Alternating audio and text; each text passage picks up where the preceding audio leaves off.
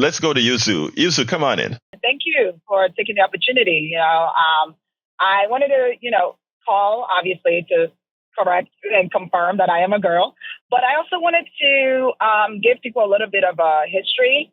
I'm Nigerian. My family migrated here in '96, and I remember when we got here, my mom used to always tell us, America is the land of opportunity. Just work very hard, put your head down, and you'll make it to the mountaintop. She never said those words exactly, but earlier on, I realized that coming from Nigeria, where the corruption is really in your face, I realized that in America, it was really behind closed doors, right?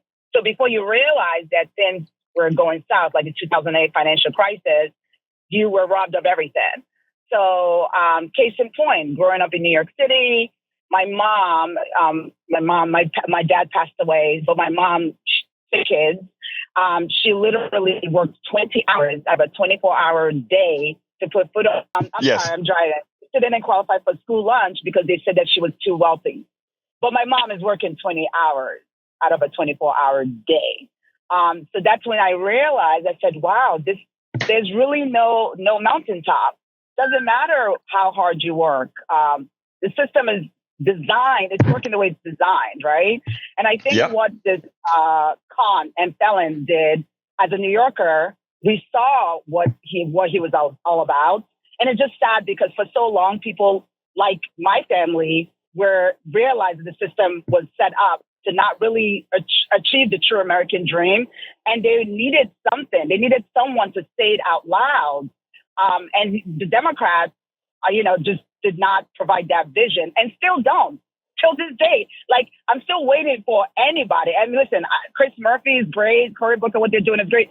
But I'm still waiting for someone to literally outline the vision of what someone in America can look forward to when they wake up in the morning. A nice practice I usually like to tell everyone is close your eyes and really just imagine if you had everything you needed to live. I'm not talking about excess. I'm not talking about being able to afford 3 houses. But most people genuinely just want to wake up, afford basic necessities, housing, food, shelter, healthcare. Go on maybe two or three modest vacations a year with their family and have a little bit of savings just to live out in their good old lives. And unfortunately, a lot of Americans don't have that, never truly had that. And that's the sad part because we do live in the richest country in the world and we have way more homeless people here than in Nigeria, and it's really sad. So that's what I just wanted to say. I know things are hard right now, things are bleak.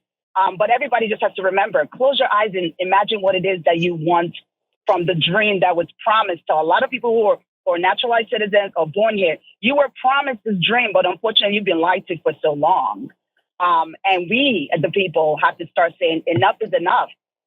This trickle-down economy is not going to work. Enough is enough. We have to design better because we cannot keep on doing the same thing over and over again and expecting a different result. Like this tariff McKinley tactic did not work then, led to the Great Depression, and what makes us think it's going to work now? So that's all I wanted to say. Let me tell you, Uju, you made my day.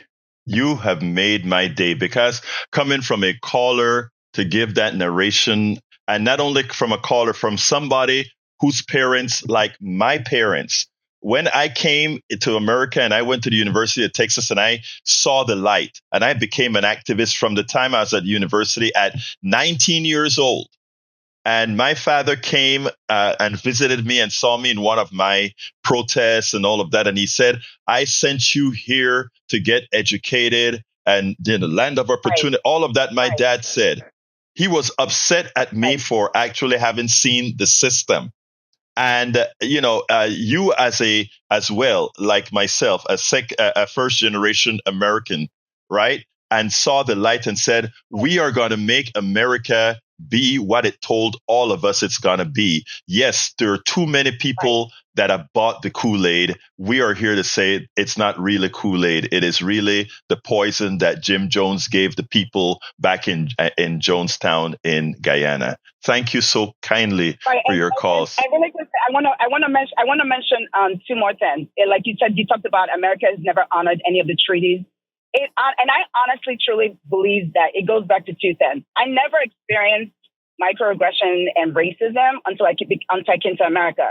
The minute you get up in JFK, which is essentially where we got off, we're New Yorkers, right? Right. And they ask you on the questionnaire is, what's your race? And I said, what do they mean, mommy? She's like, oh yeah, in America you have to check if you're Black. And I said, wait, does it matter? Aren't we all Americans? She's like, you're young. When you get older, you understand. So I truly do believe that America is going through this now because I believe in karma and I believe in divine intervention.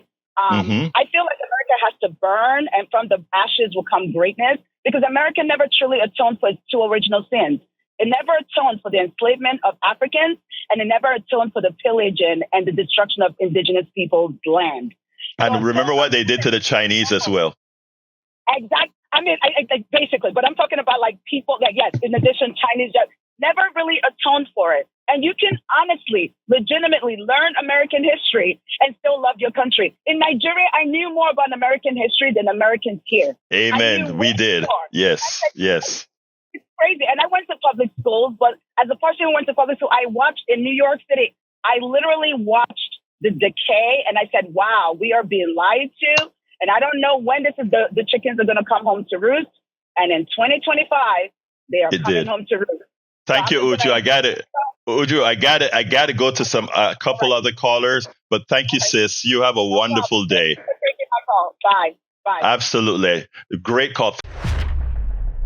We spend a lot of time deconstructing the news, trying to parse it into a form that everybody can understand. We try to find those little nitpicks where it flies above the fray, etc. If you really like these videos that we do, I want to ask a big favor. Please go ahead. Number one, subscribe to our channel. And number two, please join if you can. Thank you so kindly for watching. Keep watching. Please remember to share. We must populate the entire internet with our progressive message, a message that we know is what most Americans say that they want. So help us, please join.